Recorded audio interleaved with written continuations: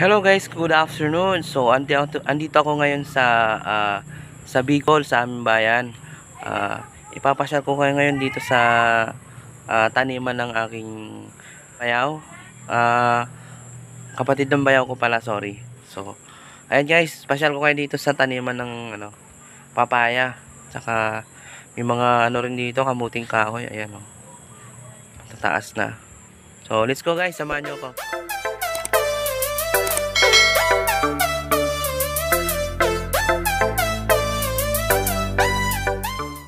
So, ayun guys, ito yung kanilang taniman ng papaya.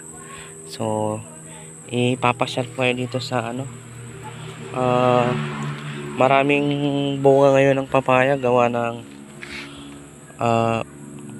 walang buyer. Nahirapan yung may-ari nito kasi wala daw buyer. So, yung iba nga nabubulok na lang dito. Ayun oh. Nabubulok na lang yung mga papaya dito. So, marami siya ng bunga. Ito yung variety na to, ito yung tinatawag na yung pahinugin ba. Ayo. So ayan. Ayan guys, oh, dami, lalaki oh.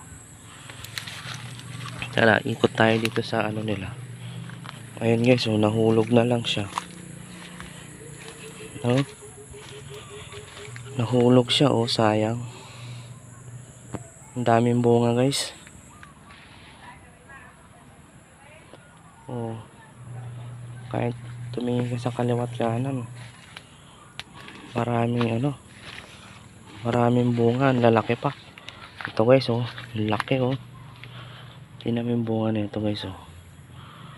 Ang laking papaya. Ito oh, sayang oh, nalaglag.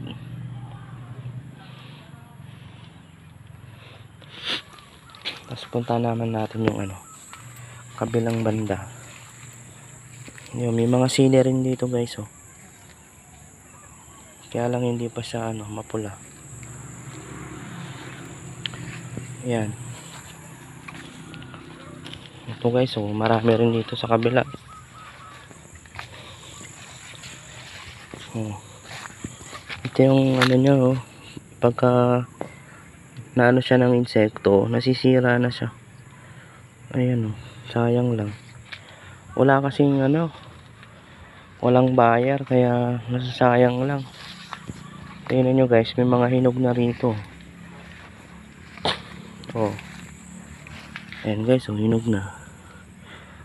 Parang pabubulukin lang yata yan dito. Makahingi nga ng nito, buto. Tapos magtatanim ako.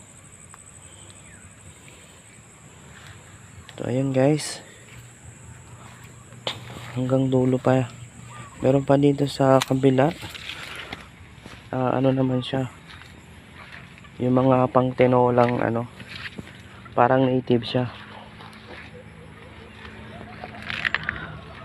Oh, ito naman yung maliliit na papaya.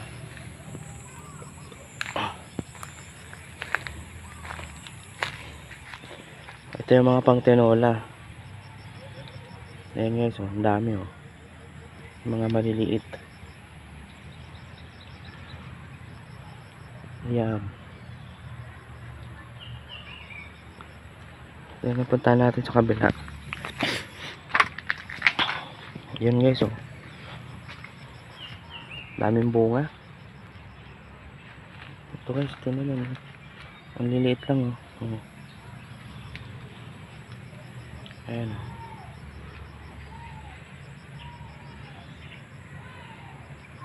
Oh, diba?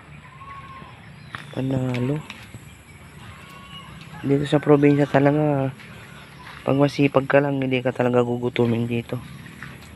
Maraming dito makakain. Ayan guys, oh. Ang dami.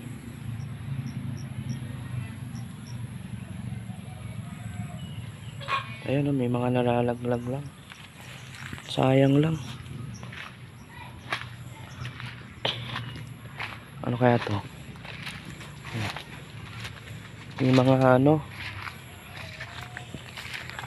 nalalaglag lang. Ayan guys, oh, sayang no.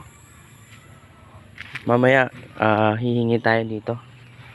Kukuha tayo ng pangbinhi. Maganda to, mababa lang yung papaya. So ayan guys, oh. Tingnan nyo guys kung gaano karami yan, oh.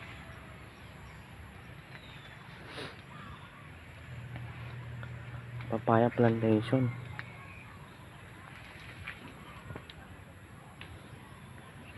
So ayan. Ganda rito, makakuha sila ng buyer.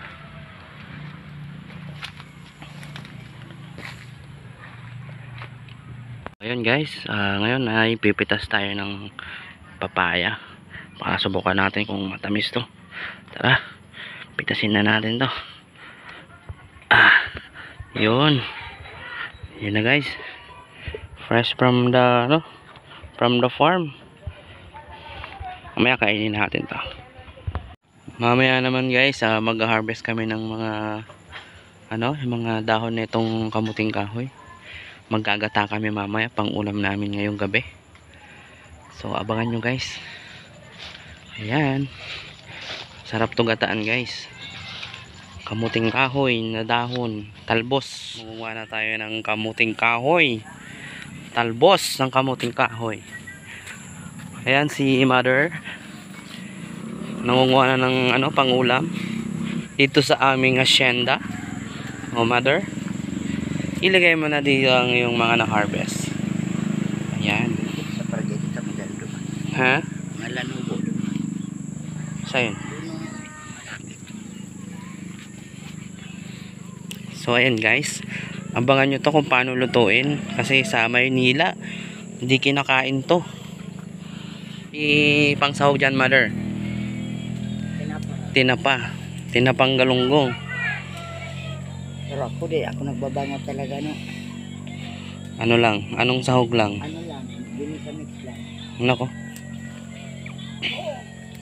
Masarap yan, may taba ng baboy. Ala, kasawa na. Ha? Puro na lang mantika. Dito sa probinsya, gulay-gulay lang, ayos na Oh, mother. Yes. Paano ba kumuha niyan? Puro talbos lang ba? Mga ilang Talbos, 2 or 3. 2, 3.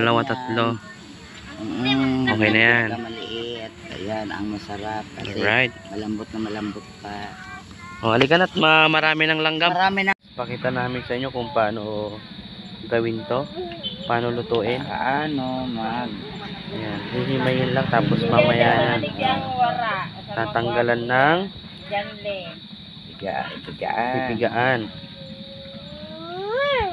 Guys, ito na yung gulay na kamuting kahoy, niluluto na. Kita lang namin kung paano maggata ang mga Bicolano at Bicolana. Ganyan po. Pinapakulo muna yung gata hanggang sa lumapot.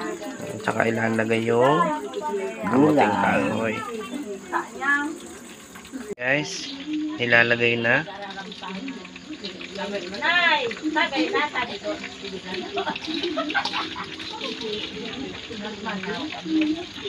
Sa inyo guys. At hanggang dito na lang. Maraming salamat. And thank you for watching. And God bless. 1, 2, 3.